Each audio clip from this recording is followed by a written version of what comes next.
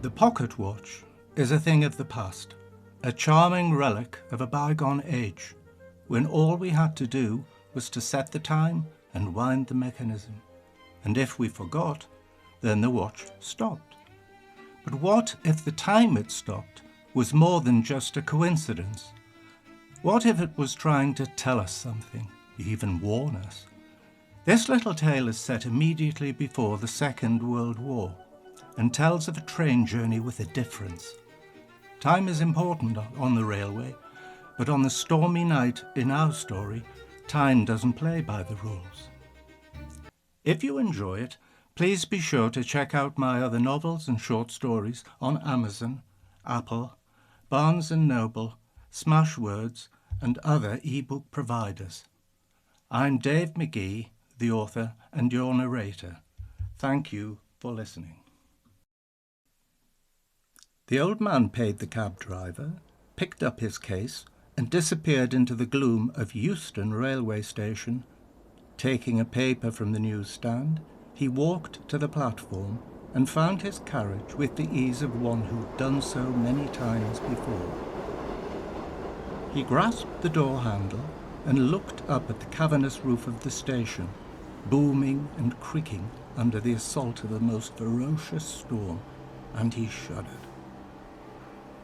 As he made his way towards the welcoming warmth of his first-class compartment, a voice called out, "Evening, Sir Archie. Dreadful weather, isn't it?" The passenger turned to see who it was. "It certainly is, Ronnie. And how are you tonight?" "I'm very well, sir. Would you like your cocoa now, or should I wait a wee while?" Sir Archie considered it. "Oh, I think I'll settle in first." The old politician entered the compartment and prepared for the long night ahead. The journey to Scotland was one he regularly made, and, the weather accepted, tonight was no different. The guard whistled to depart, and Sir Archie took one final look at Euston, its soaked platforms eerily reflecting the flickering gaslight.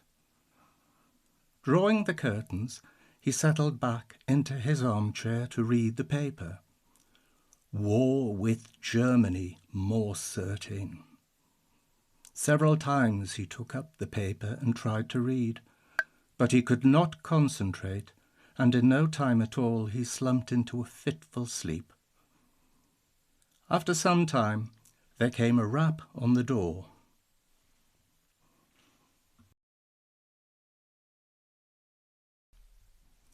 The attendant entered with the steaming beverage and set down the tray. It was done with all the ceremony appropriate to premier service upon one of the finest trains of the London, Midland and Scottish Railway. Ronnie Wilson was 21, but seemed younger. His frail body bore all the hallmarks of poverty and neglect, an impression his smart uniform was not fully able to dispel. His skin was sallow, his teeth in poor condition, but it was his eyes that were most striking. Sad grey eyes sunk deep in a haunted face. Sir Archibald Mackintosh was familiar with all the staff aboard the sleeper service, but Ronnie was his favourite. The elderly Member of Parliament's constituency lay to the north of Glasgow, and was home to wealthy landowners and farmers, but he knew too well that within the place they called the second city of the empire were vast areas of poverty and wretchedness. He studied the young man for a few moments and considered how fine he might have looked had his start in life been different. "How are you doing, lad?" "Oh, no bad," the boy replied. "You look tired," observed the elder. They both laughed at the obviousness of this. Ronnie's nights belonged to the railway company. "Are we at Crewe yet?" Sir Archie asked. "No, in about 30 minutes, I think." "What time is it?" asked the old man, his own watch packed away in his coat on the overhead rack. "Just a second, sir, I'll find out." Sir Archie was bemused that the attendant had no timepiece. Surely the company must equip its employees with these things. Ronnie reappeared at the door of the compartment, gasping for breath. Triumphantly, he held up a small alarm clock that he'd got from the guard's van. He showed its face to the elderly man. "Will there be anything else, sir?" A polite smile and shake of the head were enough. Alone once more, the old politician looked out of the window and reflected on the debate in Parliament that very evening. How could anyone sleep in times like this? He glanced at the newspaper lying on the chair. Wasn't it now clear there would be another world conflict, more terrible even than the last? Presently, the express train arrived at Crewe. The major junction hummed with activity, night and bad weather making little difference. Mail and parcels had to be dealt with, whether passengers slept or not. The train's locomotive was detached and clanked off towards its shed. Two fresh locomotives coupled together took over. The guard shot a glance at the steam engines and their crews. The loco driver returned a grim smile. "The shed master said we'd need 2 tonight if we've got any chance of getting up Shap." The guard knew exactly what he meant. Shap Fell, Northern England's most dire challenge to an express train. Presently, the train resumed its journey heading north, through Preston and Lancaster, and into much worse weather. At first, the two powerful locomotives made light work of their heavy train, but before long the weather began to take its toll. The driver of the lead engine peered out into the blackness, trying desperately not to miss any signal. He'd be glad when they were in Carlisle. The sleeping car attendant was rather surprised to see Sir Archibald anxiously pacing the corridor. The other passengers appeared to have settled down for the night. "More cocoa and biscuits?" he inquired. Sir Archie nodded, and several minutes later Ronnie was back with the hot beverage. After he'd put down the tray, he turned to the old man. "Are you warm enough, sir? I've a blanket back there if you're in need of it. It's snowing outside the new—" The old man was touched. "Thank you, I'm quite warm. Now, I've something for you, lad. I'd like you to have this." He handed the young man a small felt purse. Ronnie took from it a silver pocket watch and chain. Clutching the timepiece, he stared at it for some time, then replied, "Och, I canna, sir, no." The old man held his wrist gently and added, "Oh, but I insist. I have other watches. I realise this is engraved with my name, but if it doesn't bother me, then it shouldn't bother you. Mind, it'll need winding." The boy held the watch, staring at it fixedly. His dark, sleepless eyes seemed to register no emotion, but how he stared. Then, releasing his wrist from the old man's grip, he put his arms around Sir Archie's shoulders and drew him tightly. During this display of affection, the old man's inflexible Victorian upbringing caused him to remain stiff, but he could sense the boy's genuineness, and he could tell he was trembling. In mock remonstration, he pushed Ronnie away from him, chiding, "Go on with you. Now, I'm going to try to sleep. Please see I'm not disturbed if possible." "Yes, sir, certainly, and thanks a million for the watch." The door slid closed, and the elderly man bowed his head to pray, as was his habit. He thought about the attendant, the lad whose young life had already been blighted by poverty and hardship.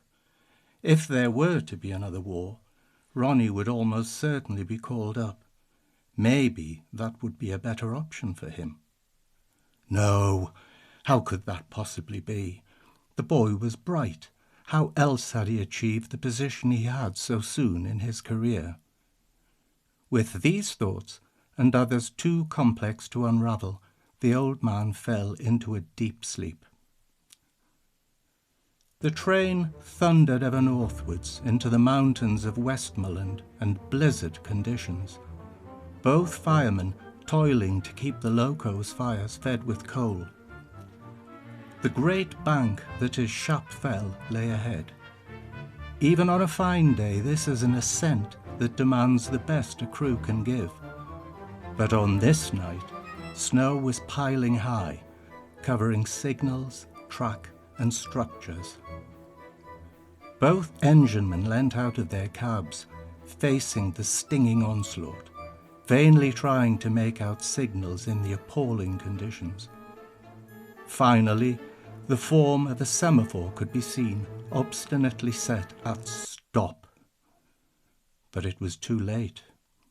The lead loco driver, his body frozen in horror, applied the brakes fully, but he was powerless to stop the loco behind him. The mighty express, 500 tons of steel and humanity, rounded the curve, and both crews realized the ghastly truth. There, directly before them, was a stranded freight train, motionless and fatal. What happened?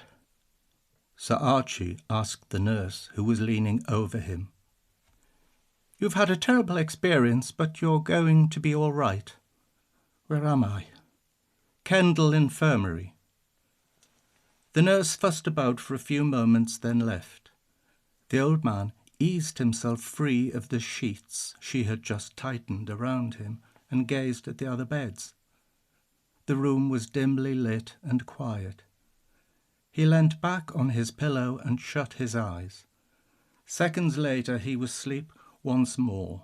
How long he slept, he knew not, and when he reawoke, the ward had quite a different atmosphere. There was noise, bustle, and normality. Sir Archibald had hardly sat up when a police constable approached him. Sir Archibald McIntosh, I'm Constable Ruddock. How are you, sir? I'm pleased to say we've managed to secure your cases and private papers from the wreckage. I've taken care of it. There was a smugness in the officer's behaviour that repelled the old man. I'll settle for thanking God and those who helped save me that I'm still alive, observed the old Scot. The policeman was unabashed. And I've got this for you. He produced from his inside pocket a silver watch and chain. I think this is yours. The old man gasped and drew back from the watch, refusing to touch it. The policeman laid it on the bedside table. Where did you get that? Sir Archie asked in a voice of dread. The officer was not pleased at the way his various endeavours were received. Well, fortunately for you, we found it on the person of one of the crew. He must have stolen it from you on the train. I thought you'd be glad to get it back. I don't see how it could have done him any good with your name on it. Sir Archie's throat was dry and his eyes filled with tears. And this crew member, how is he? Is he? He could not continue. Oh, he died from his injuries. The odd thing is, he had the watch in his hand. The patient could no longer speak and dismissed the constable. He didn't even hear the protests of indignation from his unwelcome visitor. And when he was alone, he broke down. By now the sun was streaming in through the hospital window, testament to how mundane normality always succeeds even the most hellish of nights. The nurse returned. stoically ignoring her old patient's red eyes and tear-stained cheeks. "You've another visitor, if you can face it," she smiled, introducing a pleasant-looking woman. Sir Archie remained silent as the woman sat awkwardly at his bedside. "I live at farm, over where it happened."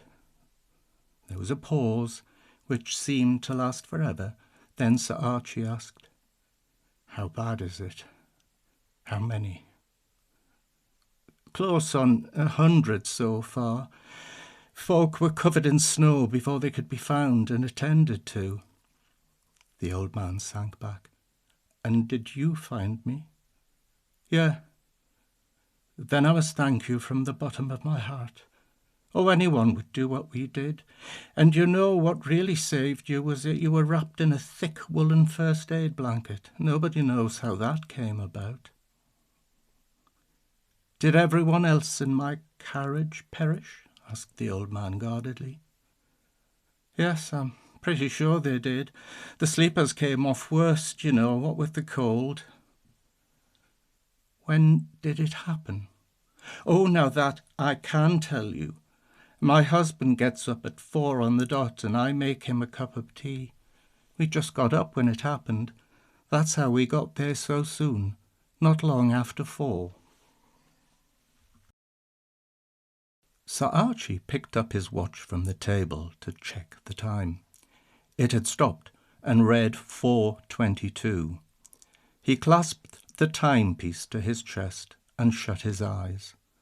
The farmer's wife quietly wished him well and withdrew. The old man's mind was swimming. His body had survived the ordeal miraculously, but he felt that his spirit was broken. The images of the night revisited him.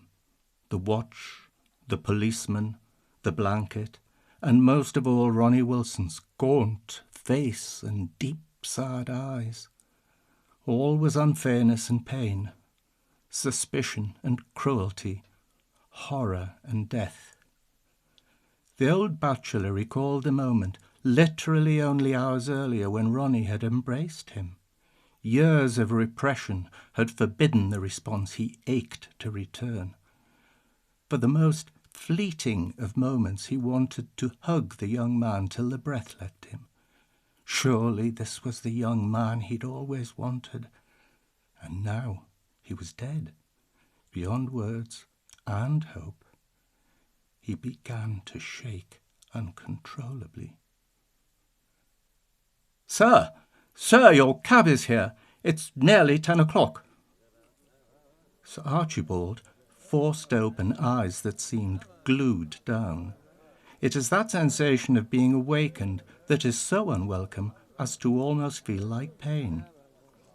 As his eyes grew accustomed to the light, he could make out the lavish interior of the gentleman's club in London that was so familiar to him. He blinked confusedly at the brandy glass in his right hand, its bowl reflecting the flames of a welcome fire burning in the grate. Sir Archie looked up blankly at the waiter, who was leaning over trying to rouse him. Your cab, Sir Archibald, for Euston Station. It's here. I took the liberty of ordering it to come a little early. Why? Asked the bewildered old gentleman. Oh, the weather, sir. Haven't you heard? It's dreadful enough here in town, but we understand that it's snowing in the north very heavily. You did tell me how important it was that you catch your train tonight. Sir Archibald paused, trying to organise his thoughts. Oh dear, I seem to have had a bad dream. Too many brandies. The waiter then assisted his elderly charge towards the door of the club and his waiting cab. As the vehicle made its way through the rain-soaked streets of London, the old man called to the cabby. Dreadful weather. Have you done many trips to Euston tonight? The driver acknowledged that he had done several. Taking a deep breath, the old man continued. And are the trains running well enough under the circumstances? Oh, yeah, as far as I know. What time does your train leave? 10 o'clock. Oh, you'll be there in plenty of time. As they pulled into Euston Station, Sir Archie tried to banish the irrational fear overcoming him. He half hoped Ronnie Wilson would not be on the train and that his place had been taken by someone else. The old politician grabbed a newspaper and made his way onto the platform. There was no one at the carriage door. Oh, that was good. He climbed aboard and made his way down the narrow corridor. Evening, Sir Archie. Dreadful weather, isn't it? The old man's heart beat wildly at the voice and the precise words, and he suppressed an urge to rummage for his watch. The watch that was in his overcoat, that he'd forgotten to wind, that had stopped that afternoon at 4:22.